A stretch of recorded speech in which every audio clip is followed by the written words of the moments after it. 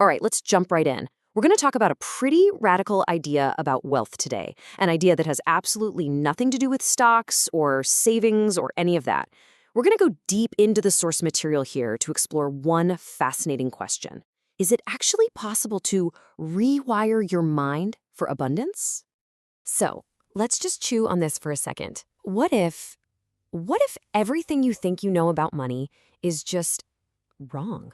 An illusion? I mean, what if your bank account, your income, your whole financial situation is just a printout from a silent program running deep inside your mind? A program that you, and this is the crazy part, that you have the power to change. It's a huge idea, right? So let's break it down. Okay, first up, your mind's hidden blueprint. We're going to dive into this idea of a hidden architect that's basically been calling all the shots when it comes to your money. Okay, so this is where it gets really interesting, because this right here shows the battle that's going on inside all of us. You've got your conscious mind. Yeah, the one you're using to listen to me right now. And it's the goal setter. It's shouting, I want to be wealthy. But then you've got the subconscious mind. Think of it like the automatic pilot. And it's running on this old, deep-seated programming. Stuff like money is hard to get. And here's the real kicker. In this fight, the automatic pilot, it always, always wins. And that's exactly why we have to understand how this thing works. See, your subconscious, it doesn't argue with you. It doesn't have a sense of humor. It's basically like a patch of super fertile soil. It will grow anything you plant in it, no questions asked. So if you're constantly planting seeds of doubt and limitation, well, guess what you're going to harvest? It's not personal. It's not judging you. It's just doing its job. It's running the program you gave it. And this, right here, is the trap so many of us get stuck in. We look at our current situation, the number in our bank account, the pile of bills, and we go, well, this is it. This is my reality. But what if that's not the truth? What if you're just looking at the physical evidence of your old programming, the results of your past thinking? If you really want to change your future, you've got to stop letting your present circumstances convince you of what's possible. All right, so if our mind is the architect, then what are the building materials? This is where things get a little out there, but stick with me.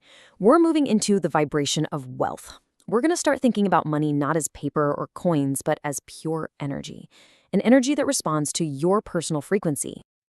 So the idea here is that this is a fundamental law of the universe, almost like a spiritual science. Everything moves, nothing is static. Everything is vibrating, including your thoughts. Every single thought you have sends out a specific vibration, a frequency.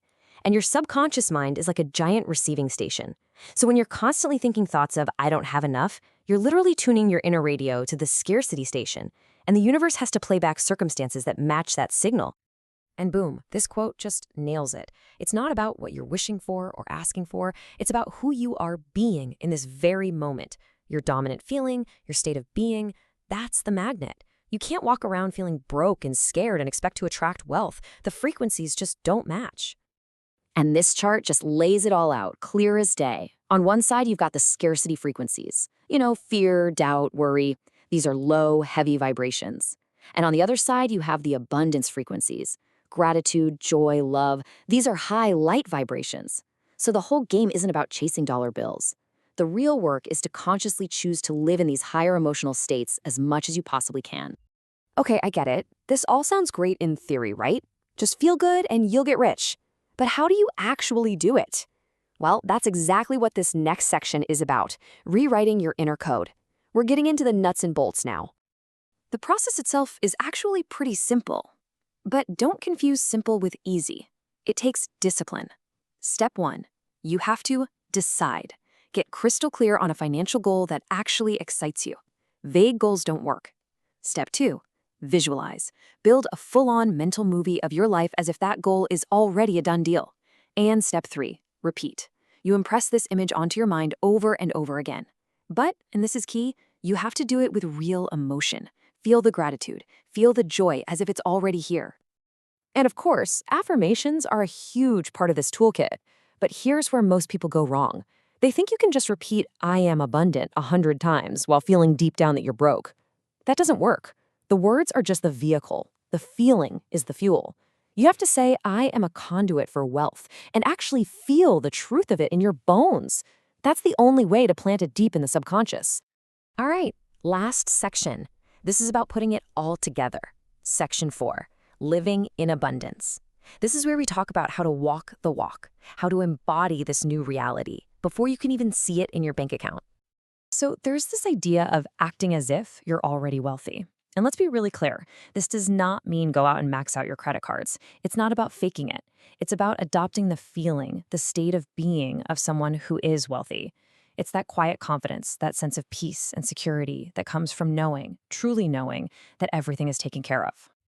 And this leads perfectly into something called the law of circulation. Think about it. Money is energy, and what does energy have to do? It has to move. It has to flow.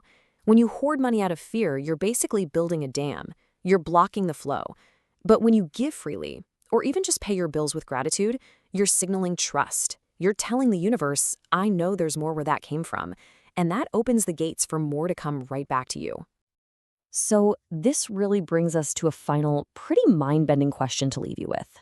What if money isn't something you have to chase down and earn? What if it's not running from you, but is actually waiting for you to simply align with its frequency? It just completely flips the script from hustling and struggling to aligning and allowing. And that's really the perfect way to sum this all up. Wealth is not something to chase, it is something to awaken within. The whole journey isn't about getting something out there. It's about waking up to the power that has been inside you all along to create any reality you choose.